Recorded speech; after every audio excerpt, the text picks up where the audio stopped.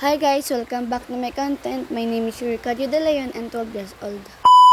For today's video, bibili nga po pala kami dito na uniform ni Sai tsaka uniform ko. Ginawa na nga namin ang padala ni mama na pambili. Kakatapos pa nga lang ng ulan kaya basa pa yung kalsada. Ito nga rin po pala, nagpa-cash out si mama. Pinakuha ko na yung pera, agad-agad na kaming umuwi. Pagka-uwi namin, ito naman na ginagawa ng kapatid ko. Nilagay ko nga muna dito sa case yung pera, baka mawala ko pa. At syempre, pagkalas ko lagay yung pera, chinedge ko na yung cellphone ko. Habang naliligo ako, nakacharge yung cellphone, diba? Panis! Charot. Kung ano na nga ang ginagawa ko dyan kasi feel na feel ko talaga. At pagkatapos ay pumunta naman kami kay Lolo at lumabas na kami kasi kami ay bibili na ng uniform. Pinahawak ko nga kay Lola yung pera at sabi niya ilagay ko na lang daw dun sa wallet niya baka mawala pa. Habang nag-voice over ako dito, pal naman yung ulat, siging parinig dito, joke lang. Sa motor na nga lang kami ni Lolo sumakay, pinababa kami kasi di niya na maanta. Kapalengke nga sana kami bibili kasi nga alam may nagdata dito sila Lola ng mga uniform. Kasi pagkapunta naman namin dito, bigla na lang umambon at umulan na. Habang nakaupo si Lola naman na pumipili ng uniform ni Sai. At saka si ate, shout out sa'yo. At medyo paos pa nga ako dito, hindi ko alam kung bakit ako paos. Shout out naman kay ate na nakakulay purple kasi gusto niya ampunin si Sai ang pogi daw. Bakit ako hindi sinabihan? Joke lang po. Pasensya na kayo sa ulan dito, maulan talaga. At kapag mamaya naman ako nag-voice over o kaya bukas baka lalong umulan. Gusto ko nga bumili ng price kasi wala na bago isip ko kaya donut na lang. Sabi ko kay Lola, pumili sila ng kanya, siya kasabi ko rin kay Lolo pero ayaw nila kasi wala daw sila panlasa kasi may lagnat sila. Siyempre bago umalis, nagdasal ulit ako. Nag-cruise pala. Nag-ulan po talaga dito kaya sinulit ko na ipag-voice over ko kasi baka lumakas pa ang ulan at nagpagkasulina na kami. Shout out pala sa nakabay kasi sinabi niya nakababa yung stand ng motor ni Lolo. Tapos naman magkasulina ni Lolo, muwi na rin kami at pinlapil ko talaga dito. Yung kapatid ko naman nalikot pa ikot-ikot sa gasolinahan. Sundan ko nga dito yung kapatid ko para mabidyoan ko kasi nga lang hindi ko makita. Sa limin nga lang dito nakita ko kaya pinapil ko din talaga dito. Pero na lang dito, joke lang. Inayos na nga ni Lola ang sombrero na ginagamit ni Sai. Hindi kasi mahalit yung sombrero ni Sai. Miss ko talaga dito yung school na to. Dati ako nag-aaral pero ngayon kapatid ko na. Kumain na nga kami dito ng donut at pinatikim sa akin ng kapatid ko kasi daw lasang bubblegum. Yung pagkatikim ko alaw,